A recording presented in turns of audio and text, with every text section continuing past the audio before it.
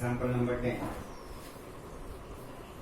ऊपर આપેલ પૈકી કઈ દ્વિકક્રિયા માટે તટસ્થ ઘટક પ્રાપ્ય છે એક્ઝામ્પલ નંબર 9 માં સમય સંખ્યાઓના ગણિત પર દ્વિકક્રિયા નીચે પ્રમાણે વ્યાખ્યાયિત છે a star b is equal to a minus b જ્યાં a b belongs to q છે તટસ્થ ઘટક માટે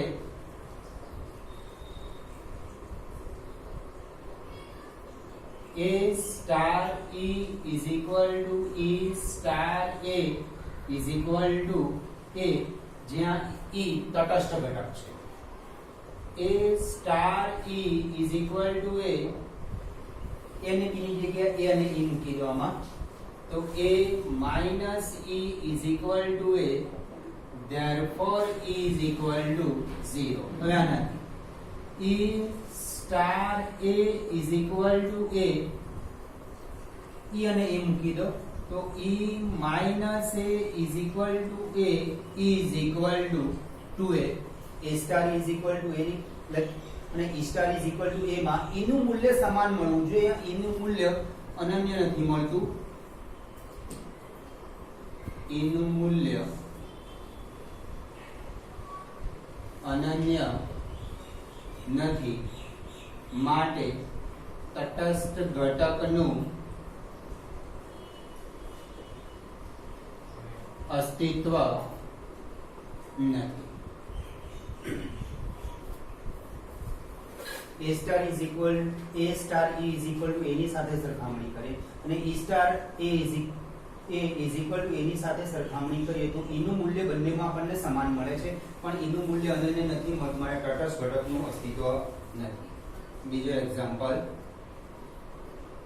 a star b is equal to a square plus b square a star e is equal to a therefore a square plus e square is equal to a e square is equal to a minus a square e star a is equal to a e square plus a square is equal to a e square is equal to a minus a square હવે અહીંયા ધ્યાન આપો કે અહીંયા a ની અલગ-અલગ કિંમતો માટે e નું અલગ-અલગ મૂલ્ય મળશે અને અમુક a ની કિંમતો માટે e અસ્તિત્વ જ નહીં હોય દાખલા તરીકે a is equal to 2 માટે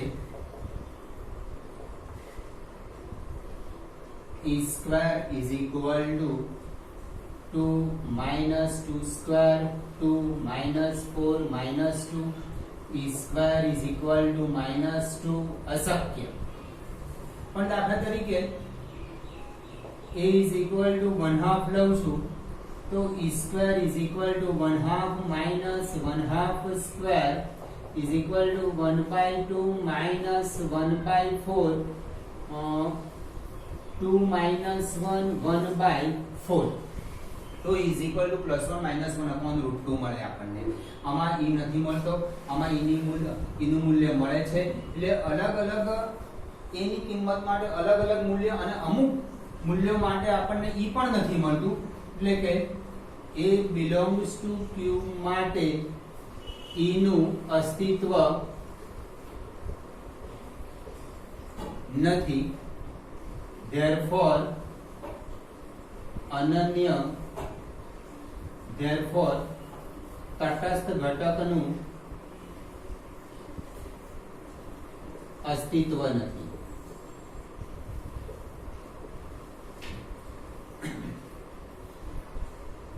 કારણ કે અહીંયા આગળ એની અલગ-અલગ કિંમતો મૂકીએ તો એનું પણ અલગ-અલગ મૂલ્ય મળે સાથે કોઈક એવી કિંમતો છે કે જેની સાથે એ કિંમતો મૂકવાથી ઈ પણ નથી મળતા આપણને belongs to q માં r માં પણ ન મળે આપણને આ તો આપણે તો આ એક્ઝામ્પલ માં ab belongs to q આપ્યા છે એટલે એનું મૂલ્ય શક્ય નથી ત્રીજો example a star b is equal to a plus ab a star e is equal to a મૂકી દો a is equal to b is equal to a plus ae is equal to a AE is equal to 0. Therefore A is equal to 0. E is equal to 0. E star A is equal to A. E plus AE is equal to A. A is equal to A minus E. AE minus A is equal to minus E. E minus 1 is equal to minus E. E minus 1 is equal to minus E upon A. આમાં પણ E નું મૂલ્ય આપણને નહીં મળે, અનન્ય E ન મળે, માટે તટસ્થ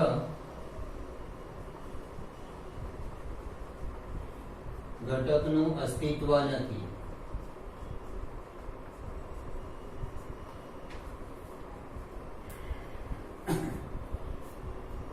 પાંચમો example, A star B is equal to A minus B whole square. A star is equal to A minus E whole square is equal to A minus E is equal to plus or minus A minus E is equal to A, અને A minus E is equal to minus A, E is equal to 0 અને E is equal to 2A. આમાં પણ આ રીતે પણ શોધી શકશો. E star A is equal to A. E minus A whole square is equal to A. E minus A is equal to plus or minus A. E minus A is equal to A, અને E minus A is equal to minus A. E is equal to 2A, અને E is equal to 0. Okay, બંનેમાં E is equal to 0 મળે છે, બંનેમાં E is equal to 2A મળે છે, પણ આ વિકલ્પ લેતા આપણને એની અલગ અલગ વેલ્યુ માટે, એની અલગ અલગ કિંમતો માટે E નું મૂલ્ય અલગ અલગ મળે છે, માટે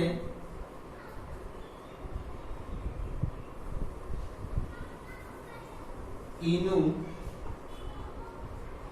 અનન્ય મૂલ્ય ન મળે, માટે તટસ્થ ઘટકનું અસ્તિત્વ નથી.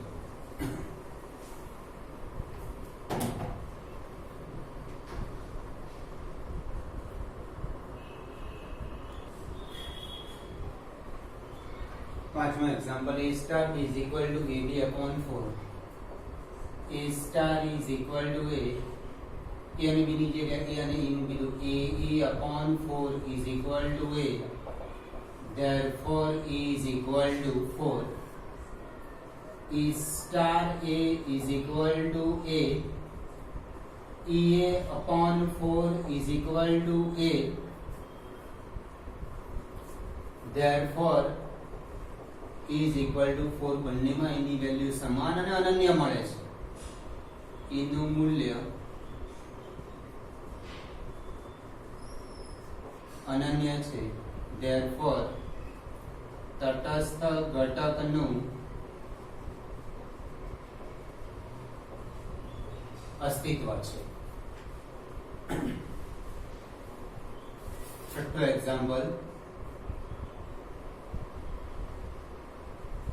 A star B is equal to AB square. A star E is equal to A. AE square is equal to A. E square is equal to 1. E is equal to plus or minus 1. E star A is equal to A. EA square is equal to A. Is A upon A square 1 upon A. બંનેમાં E નું મૂલ્ય સમાન નથી મળતું. E નું મૂલ્ય અનન્ય નથી, therefore તટસ્થ ઘટકનું અસ્તિત્વ નથી.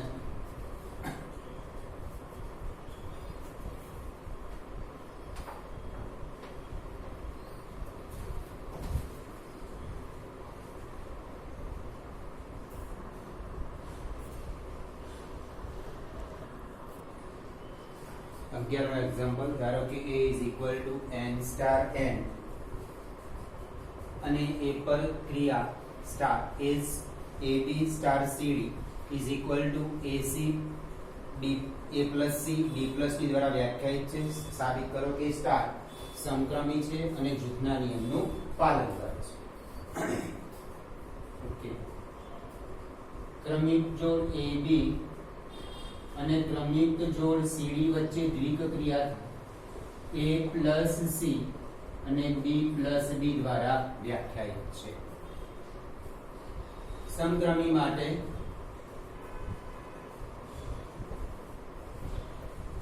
AB star CD is equal to A plus C B plus D CD star AB is equal to આપણને દ્વિક ક્રિયામાં A અને C નો સરવાળો A plus C, B અને D નો સરવાળો B plus D. તો એવી જ રીતે પહેલો આનો પહેલો ઘટક આના પહેલા ઘટક સાથે આનો પહેલા ઘટક એટલે C plus A D plus B આના પ્રમાણે લખ્યું છે આપણે કે આપણને જે દ્વિક ક્રિયા આપી છે એમાં આનો પહેલો ઘટક એનો પહેલો ઘટકનો સરવાળો, બીજો ઘટકનો બીજા ઘટક સાથે સરવાળો. તો એ જ પ્રમાણે અહીંયા સમક્રમી માટે CD સ્ટાર AB માટે પહેલા ઘટકનો પહેલા ઘટક સાથે સરવાળો, બીજાનો બીજા ઘટક A plus C को C plus A को સમાન કહેવાય. therefore સ્ટાર સમક્રમી છે. જૂથના નિયમ માટે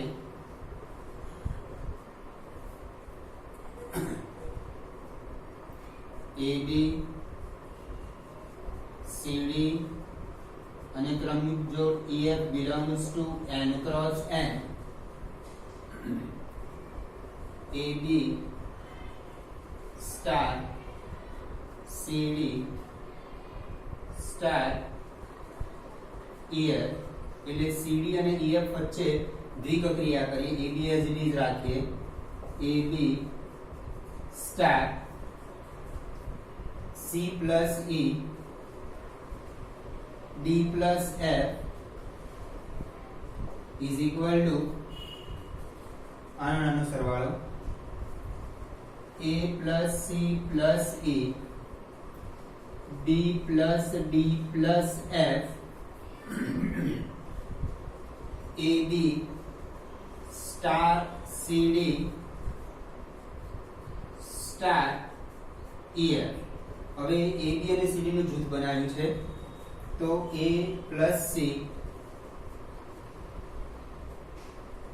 B plus D star EF is equal to A plus C plus E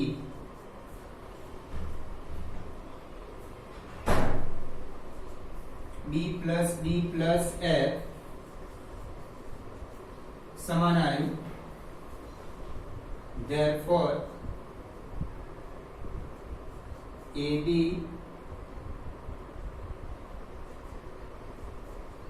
star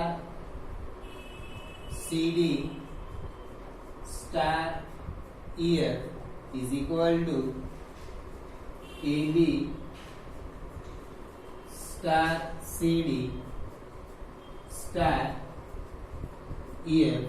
therefore star જૂથના નિયમનું પાલન કરે છે. હવે સમક્રમી થઈ ગયું, જૂથના નિયમનું પાલન કરે છે અને એકમ ઘટક છો. એકમ ઘટક એટલે આપણે તટસ્થ ઘટક. તટસ્થ ઘટક એટલે A star E is equal to A અને E શોધવાનું આપણે. બરાબર. અહીંયા આપણને જે દ્વિક ક્રિયામાં જે વિધેય આપ્યું છે n ક્રોસ n એ ક્રમયુક્ત જોડના સ્વરૂપમાં છે, એટલે આપણે તટસ્થ ઘટક પણ આ રીતે ધારીશું. ધારો કે તટસ્થ ઘટક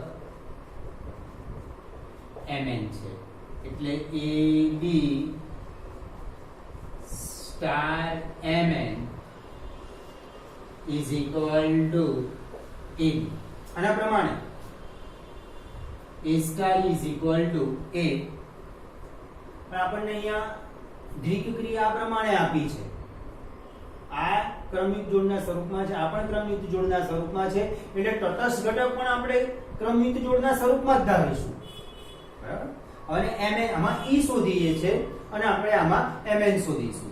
ઓકે, દ્વિક ક્રિયા કરીએ. ab અને cd વચ્ચે જે દ્વિક ક્રિયા છે એ જ પ્રમાણે આને આપણે e સમજી લેવાનું.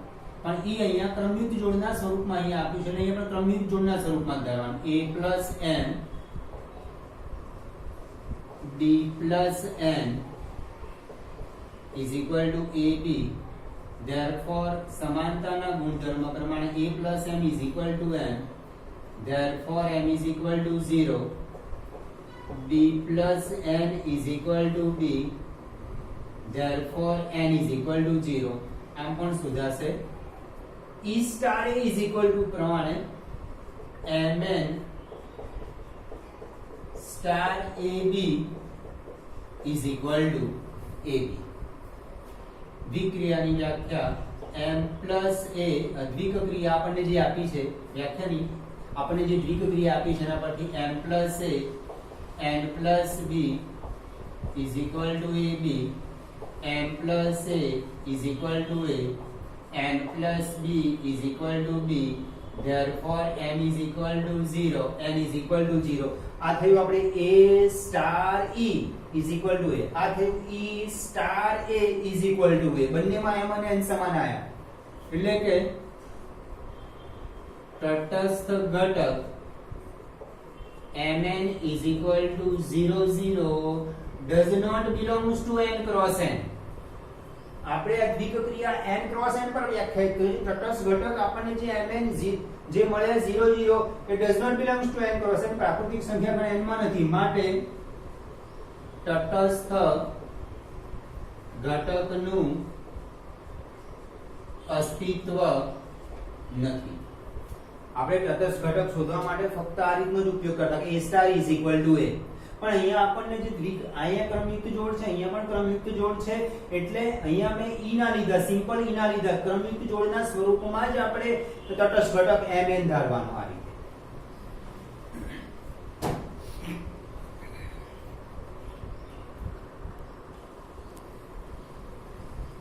નીચે આપેલા વિધાનો સત્ય છે કે અસત્ય તે ચકાસો. તમારા જવાબની કરતા ચકાસો. ગણ n પર કોઈ પણ દ્વિક ક્રિયા માટે a star is equal to a n cross n to n. હવે દ્વિક ક્રિયાની વ્યાખ્યા પ્રમાણે જ આ વિધાન અસત્ય છે કે દ્વિક ક્રિયાની વ્યાખ્યામાં a star b, a star a નહીં, a star b is equal to a. બીજું આ રીતે તમે ઉદાહરણ વિચારીએ. દાખલા તરીકે 1 1 લઈએ. 1 star 1 is equal to 1. Okay, 2 1 લઈએ.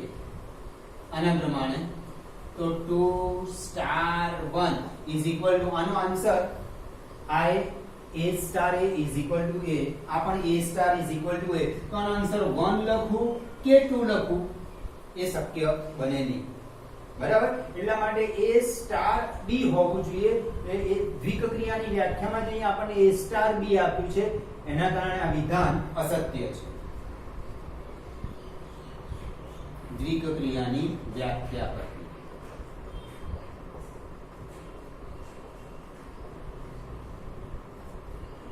ક્રમિક જોડના બંને ઘટક સમાન છે તો વાંધો નથી આવ્યો, પણ ક્રમિક જોડના બંને ઘટક અલગ અલગ છે. 2 star 1 is equal to a star a is equal to a. Answer લખો કે આન્સર લખો. 2 star 1 માટે 2 લેવો કે 1 લેવો, એક જજમેન્ટ ના આપી શકાય એના માટે, એટલા માટે દ્વિક્રિયાની વ્યાખ્યામાં જે a સ્ટાર b આપ્યું છે એના વ્યાખ્યા પરથી જ આ વિધાન ખોટું છે.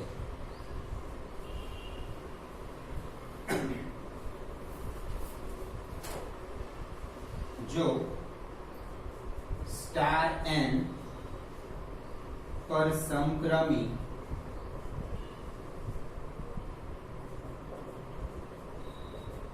હોય તો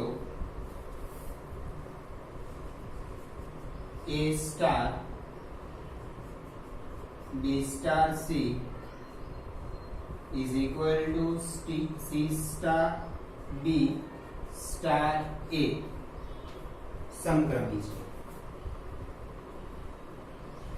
a star b star c is equal to a star c star b સમક્રમી હોવાને લીધે મેં b star c is equal to c star b લખ્યું.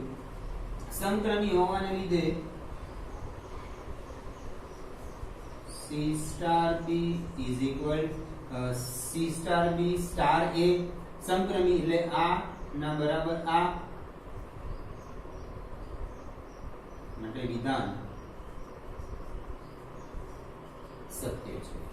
સમક્રમી છે એવું આપી દીધું છે એટલે b star c is equal to c star b લખાય અને સમક્રમીનો ગુણધર્મ હવે આ બંને વચ્ચે વાપરીએ છીએ તો c star b is equal star a લખી શકાય માટે સત્ય છે.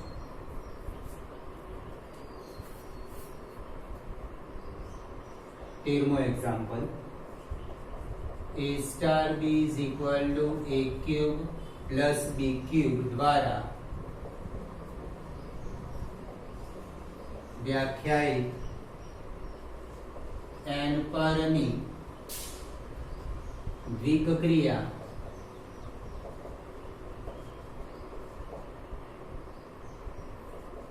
સ્ટાર નો